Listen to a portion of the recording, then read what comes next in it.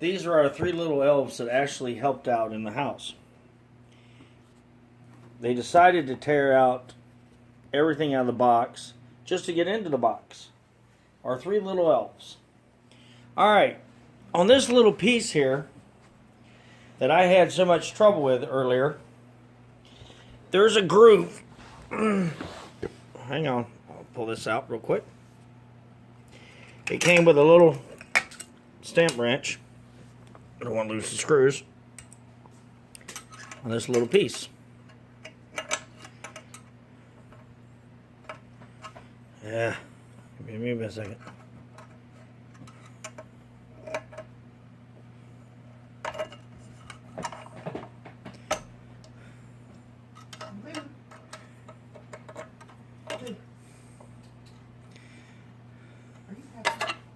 Alright, this little piece has little grooves that you got to make sure you put in. You snap them in. Okay? So, if you do it like I did it, it takes a little time, and then you're going to have to work the plastic in for all four of the bolts to go through. That works. You slide this in, and you have a little nut to the side. Well, you don't want it flushed up against it completely, but you want to at least tighten it in. And this right here, you take the backing off and you just press up against it, and there it is. That's the full assembly.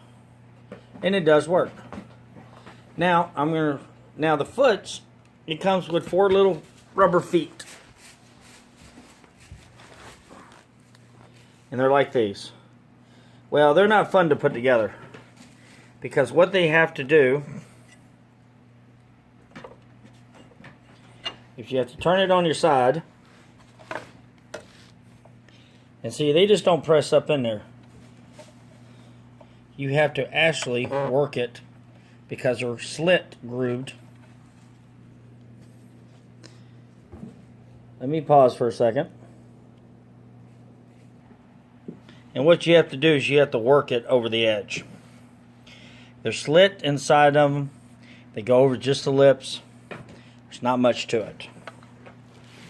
So what I did is for that. Now, normally this comes put on the bottom and it's ready to operate. But what now I'm going to show you is how to take the belt off so you can exchange the belt out if you ever have to. Tell me when. Alright, what you have to take off on the bottom, you have 4 side screws and you have the 2 bottom screws, okay, to take this off. They have these 2 little screws here that cause you to lift the arm up. And you'll see where the screw holes are, which are these 2 at the bottom, and then the 4s on the side. Now these 2 screws on the side I just screwed in are actually what holds the arm up.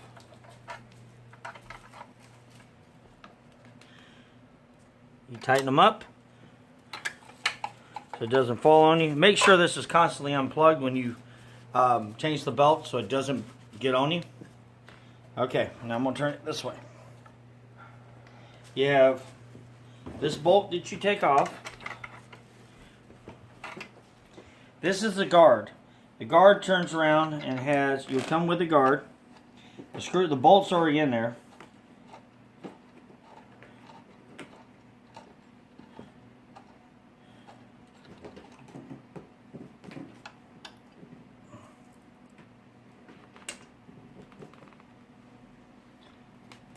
And here's the 2 screw holes.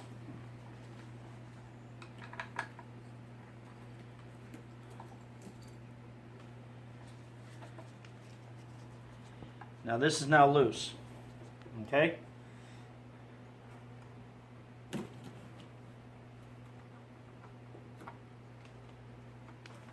Lift up.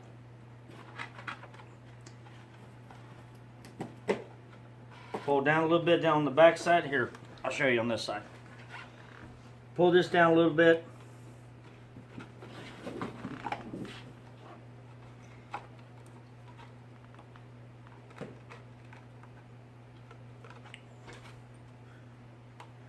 You will have to work it a little bit so you don't tear it up. And since it's brand new, I'm not trying to break it.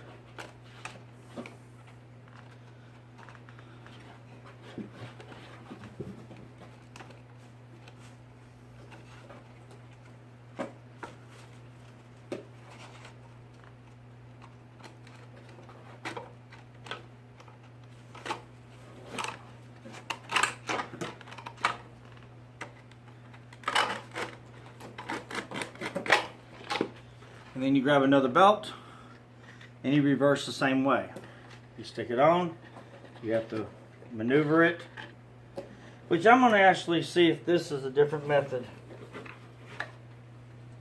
They have these 2 screws on the bracket that we just put on, and I'll show you how that works.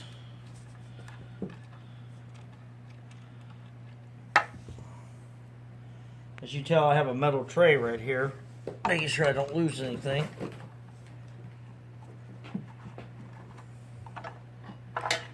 There. There we go. And this comes out. What you do is you slide it in. And it takes a little finesse.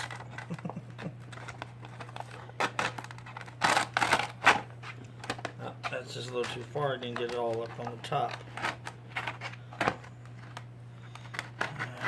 Hold on.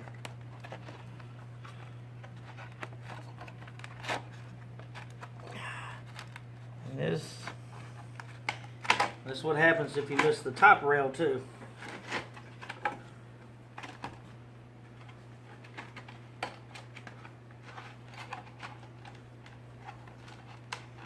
You do have to work it a little bit. Okay.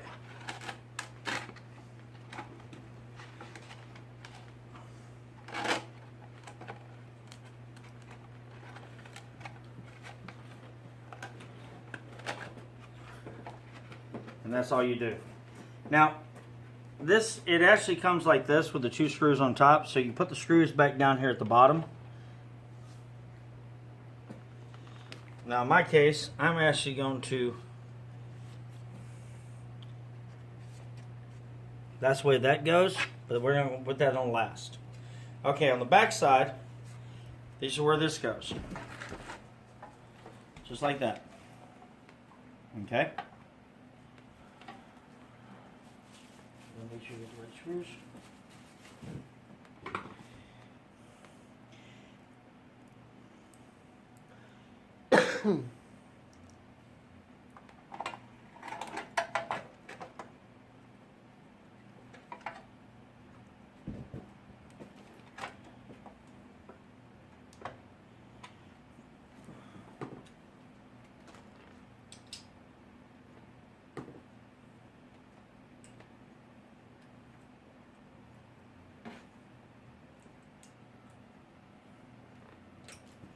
Gotta make sure I put the right ones. There it is. The right ones back where they go.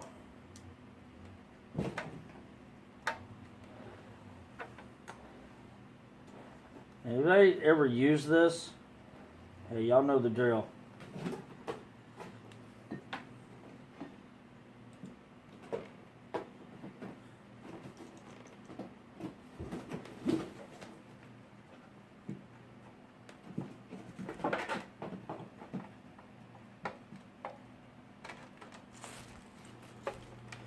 Reassemble, 4 screws, be 2 on this side, 2 on the other.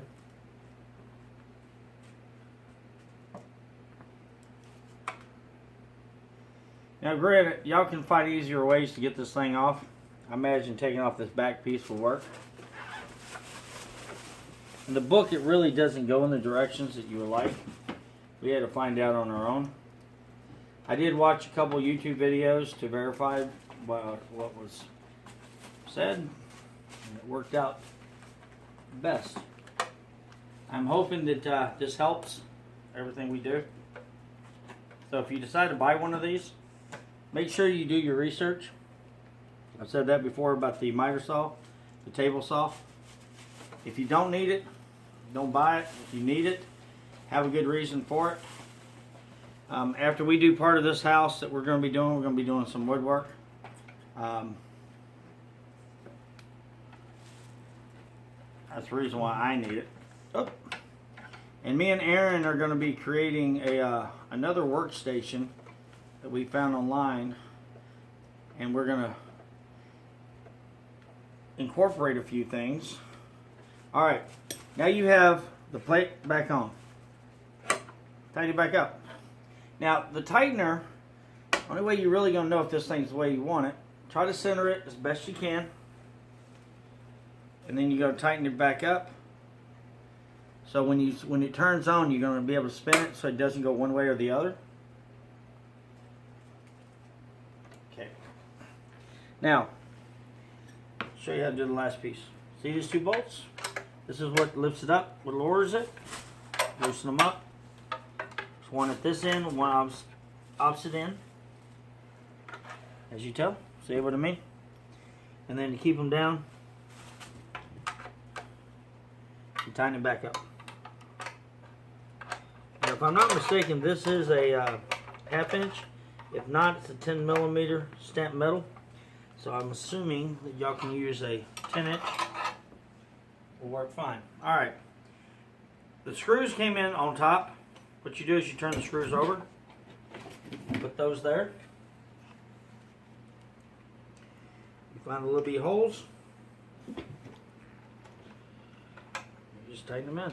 Now, I noticed something about this year, 2017, compared to some of the videos that I've seen back 2011, 2014. Apparently Harbor Freight has upgraded this, or Central Machinery has upgraded this piece of equipment from a 1/3 horsepower to a 3/4 horsepower motor. I guess they took people's advice and reference to it. That's what they wanted to do.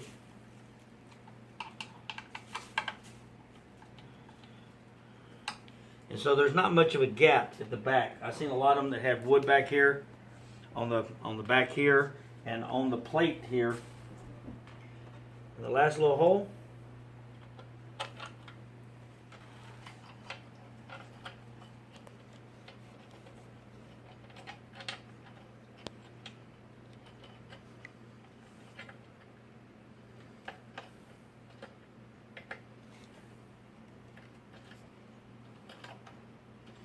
Oh, it's always got to be one. And our luck in our household is always one. Sometimes two. That's your kickback. A little tight on it.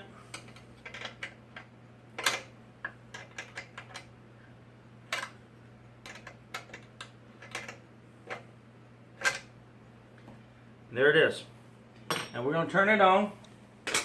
Give you a heads up. And watch the cats run. And watch the girls and the elves in our house run away.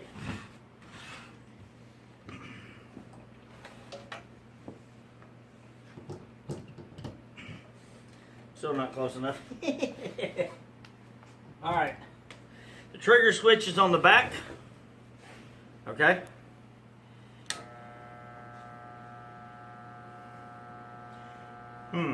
You notice it. Ooh. You hear it too. Did I get a lemon? Yeah. No.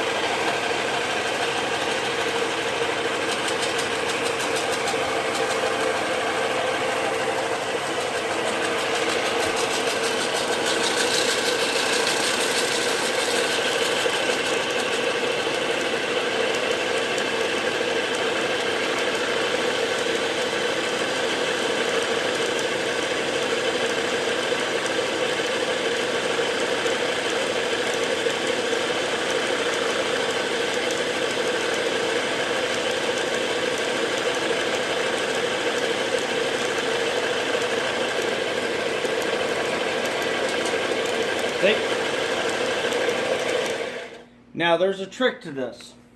As you've seen, the motor kicks off. You do have to give it a slight push. That is normal. Okay, with at least this brand. So I wanted to prove it. It doesn't automatically slow start. You do have to push it to get it going. A nice little, as you saw, just like a little piece. So I'll sit there and show you again. See?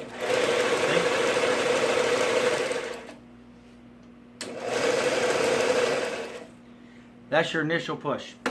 Rest of it, as you say, is starting to work pretty good. Fine tune it.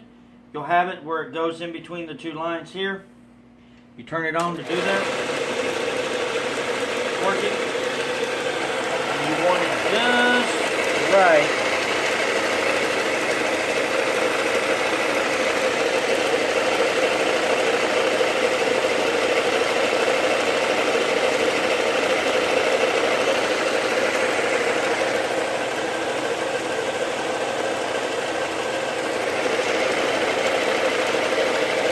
Just like that.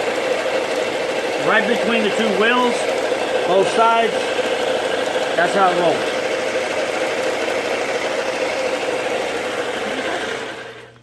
Okay, understanding that I did state you always gonna have to push it.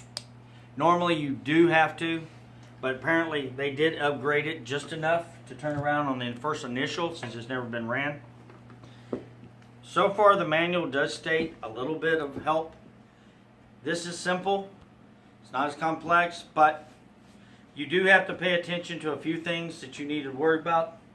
They upgraded this, not by much. What they did on this itself, they used to have a different type of bar right here about 4 years ago.